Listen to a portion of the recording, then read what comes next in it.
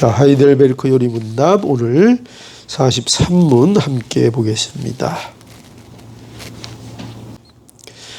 그리스도의 십자가의 제사와 죽음에서 우리가 받는 또 다른 유익은 무엇입니까?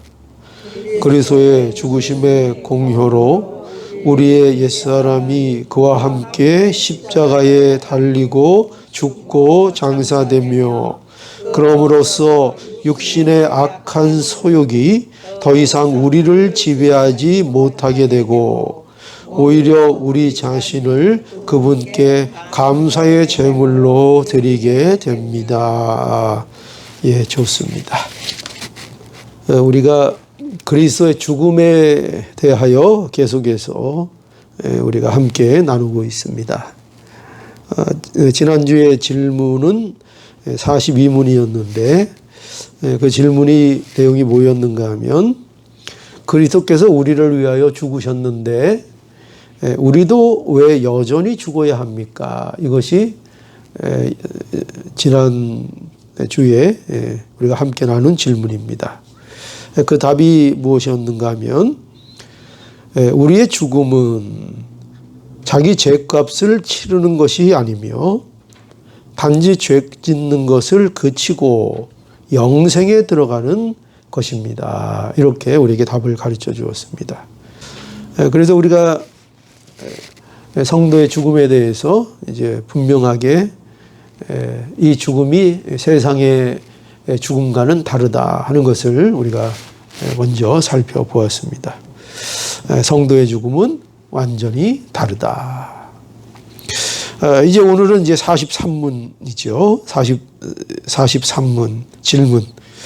오늘 질문은 또 이렇게 아주 이 죽음에 대해서 아주 집요하게 이제 질문을 계속 이어 질문합니다. 어떻게 질문하는가 하면 그리스도의 십자가의 제사, 또 다른 말로 하면 희생과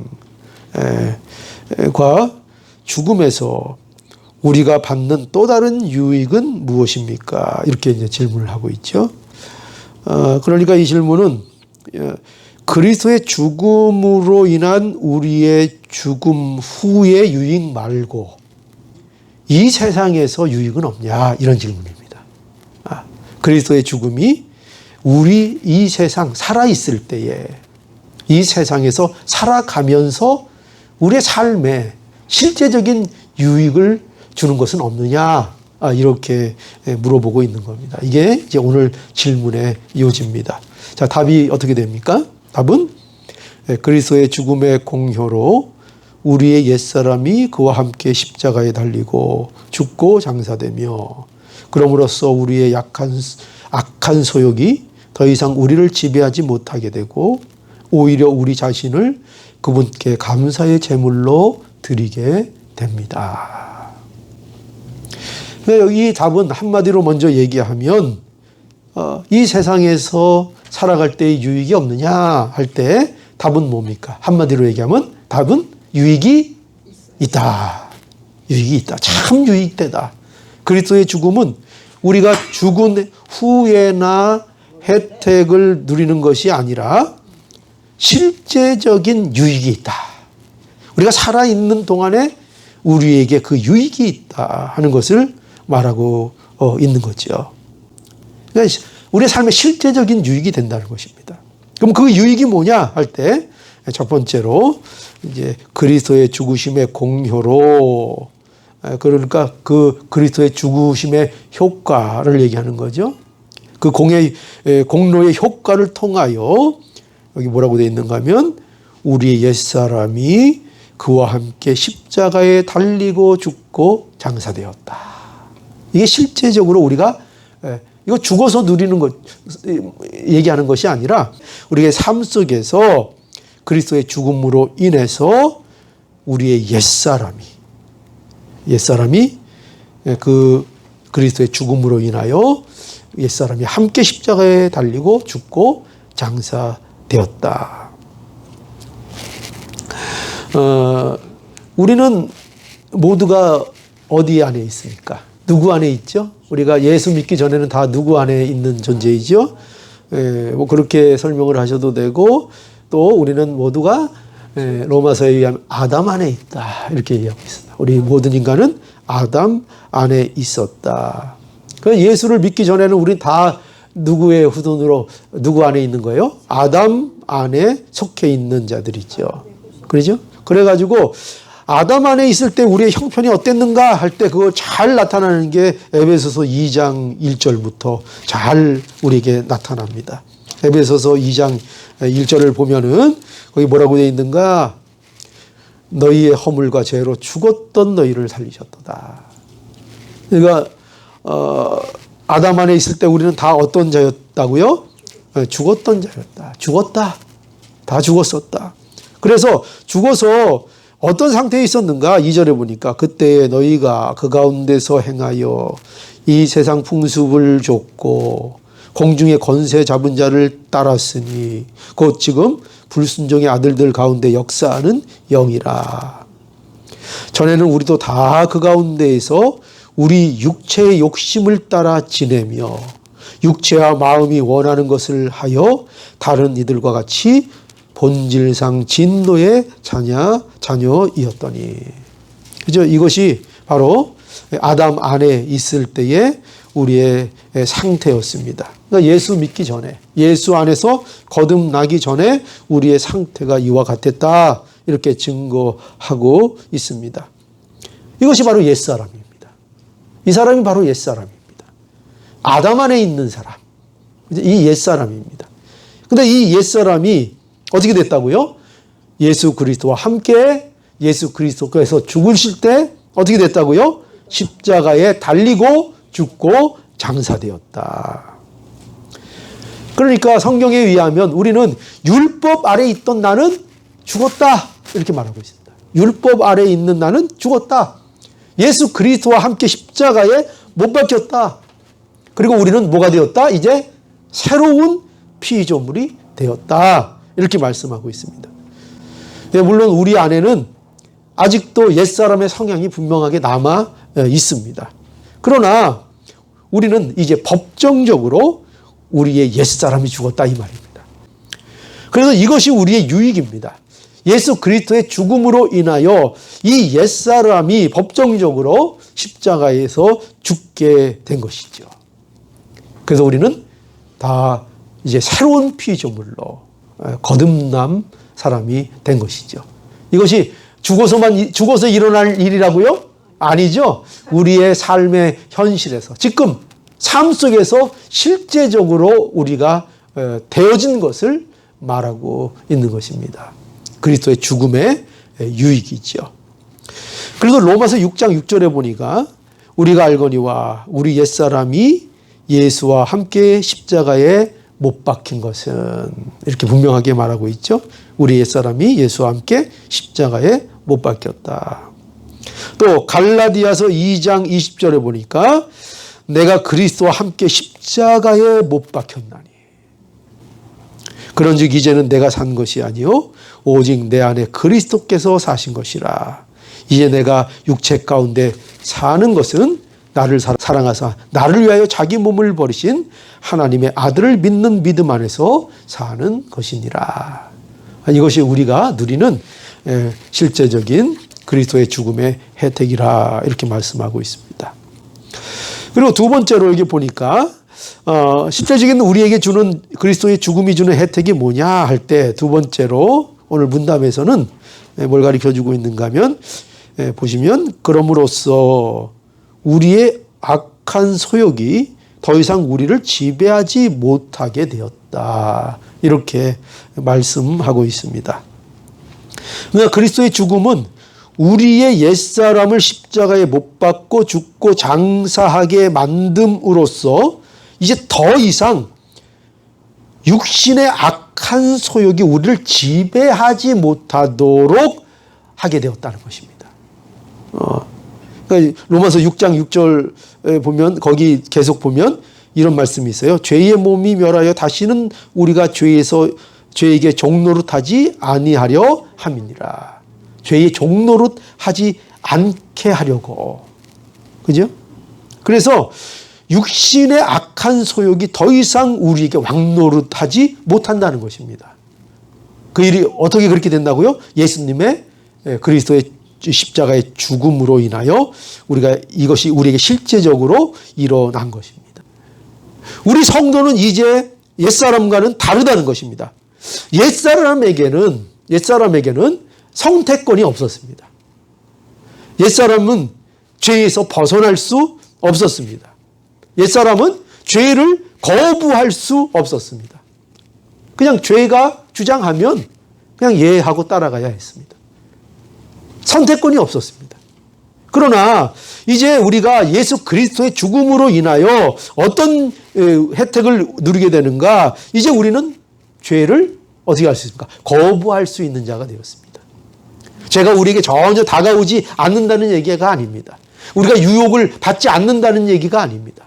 그런 것들이 얼마든지 우리의 삶 속에 있죠. 그러나 이제 비로소 우리는 어떤 존재가 되었는가? 그 죄를 죄라고 알고 그 죄를 거부하고 그 죄에 좌우되지 않을 수 있는, 주도당하지 않을 수 있는 그런 하나님의 사람이 되었다. 그런 자유를 갖게 되었다는 것입니다. 이게 우리에게 주신 자유입니다. 그러니 우리는 이 자유를 마음껏 누려야 합니다. 그죠? 더 이상 종과 같이 살아서는 안 되겠죠. 여러분, 그 강아지를 갖고 그런 실험을 했다 그래요. 강아지를 가지고 늘 이렇게 묶어놨다고 합니다. 이렇게 끈을 묶어놓고 늘 있었는데 이게 나중에는 어떤 일이 벌어지는가 하면은 강아지가 이 줄에 익숙해져 가지고 이 줄이 없어도 그가 그 줄의 범위를 왔다 갔다 하는 것에서 벗어나지를 못하는 그런 실험이 있었습니다.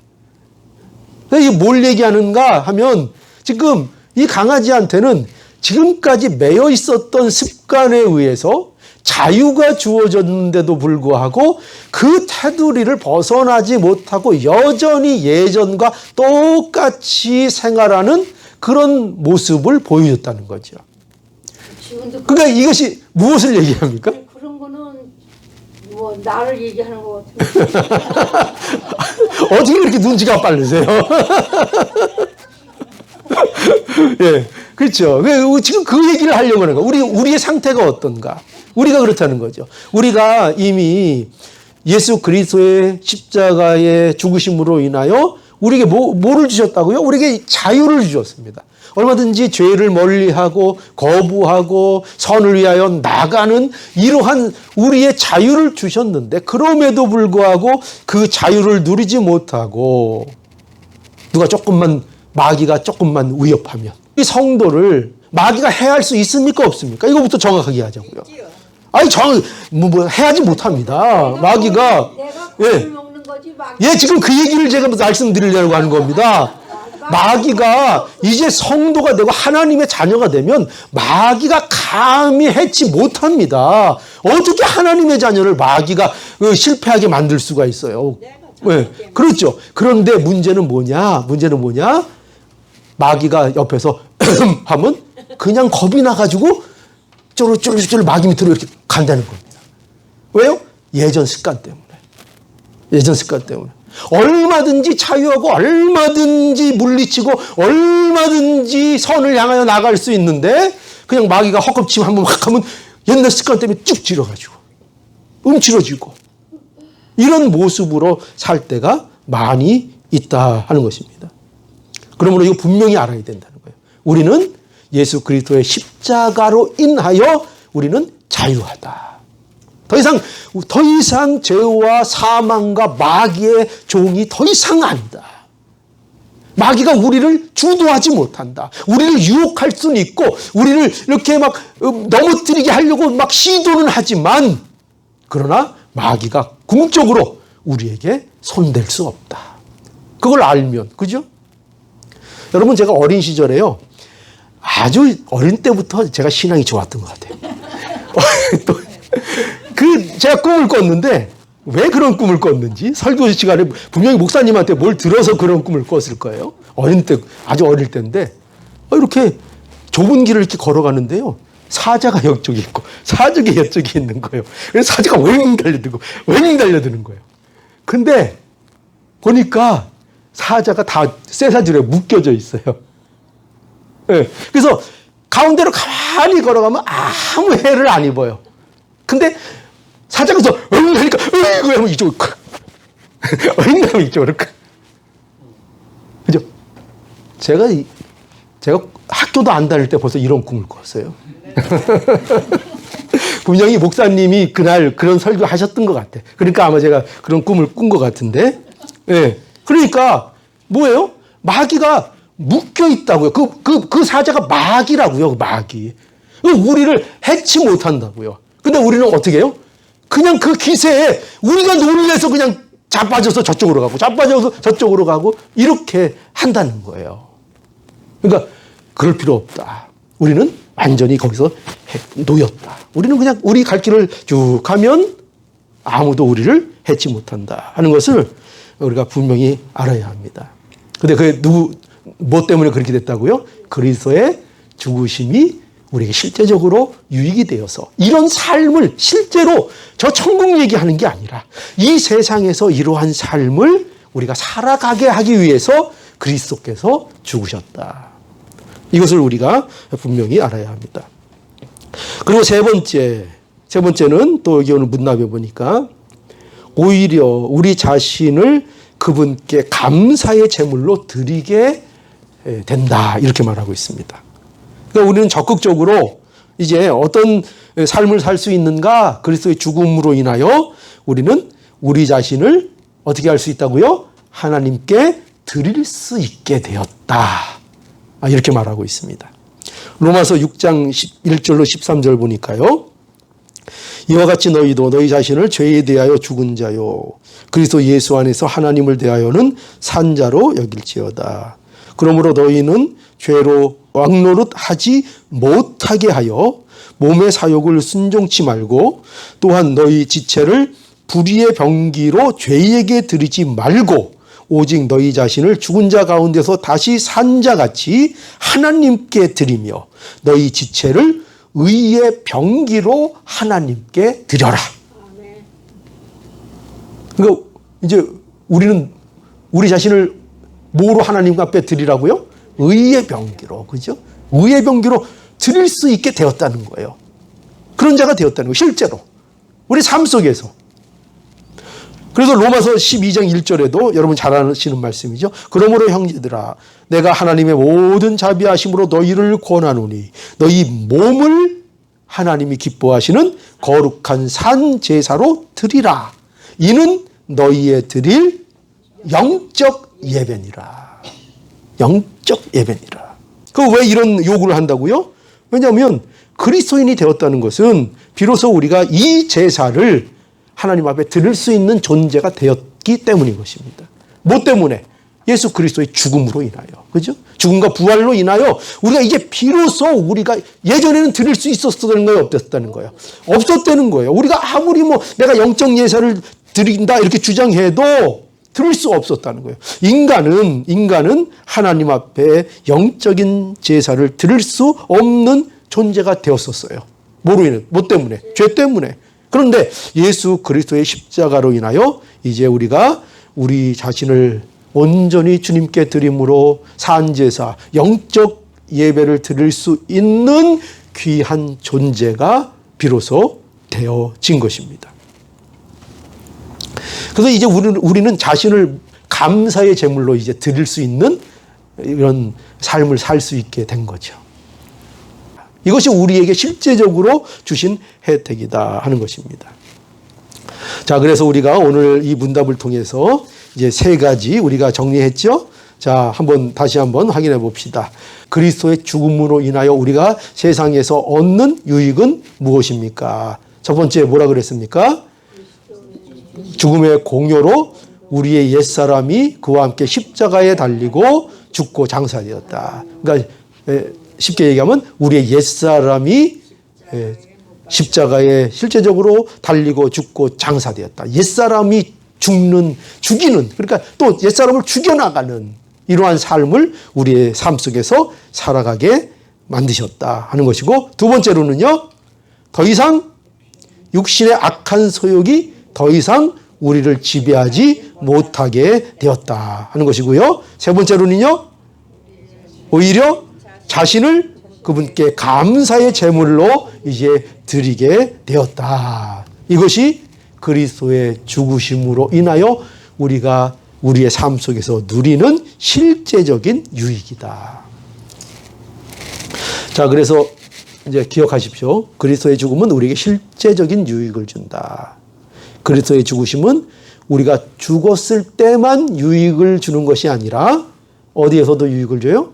우리의 현재의 삶에서도 사는데 실제적인 효력이 있다. 실제적인 힘을 준다. 그걸 우리에게 말하고 있습니다. 그러니 이제 우리는 자, 뭘 가질 수 있는 새로운 소원, 그죠? 옛사람의 소원이 아니라 새 사람의 소원, 새 사람의 방향, 새 사람의 목적을 가지고 이제 우리는 살 수 있는 그런 존재가 되었습니다. 그 방향으로 나갈 수 있는 존재가 되었습니다. 이 자유를 누리길 바랍니다. 이 실제적인 자유가 저와 여러분들의 것이 되는 복을 누릴 수 있는 저희 모두가 되기를 간절히 바랍니다. 예.